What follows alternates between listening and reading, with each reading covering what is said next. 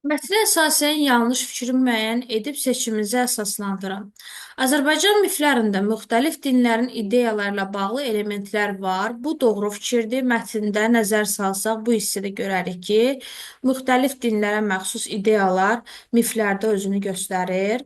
İnsanlar müxtəlif dinlərə inansalar da, qədim miflər onların adət-ənənələrində yaşayır. Bu da mətnin məhz bu hissəsində özünü göstərir ki, mərasim və inanclarında yaşamağa davam edir. Dini inanclar bir-birinə təsir edə bilmişdir. Bu da doğru fikirdir. 4-ü isə 3-dəki fikrin inkar edir. Ona görə cavabımız 4 olacaq. 4-ü seçirik və əsaslandırırıq. Müxtəlif dinlərin ideyaları həmişə bir-birilə ziddiyyət təşkil etmişdir. Əksinə, biz burada dinlərin bir-birinə təsirinin şahidi oluruq.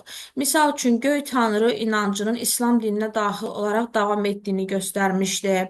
Daha sonra şamanizm adətləri İslamın təsiri ilə dəyişikliyə məruz qalmış, zərərli hesab olunmayan məqamlarda özünü qorumuşdu. Belə çıxır ki, dinlər bir-birinə təsir göstərə bilmişdi və bu fikirlərlə seçimimizi əsaslandıra bilərik.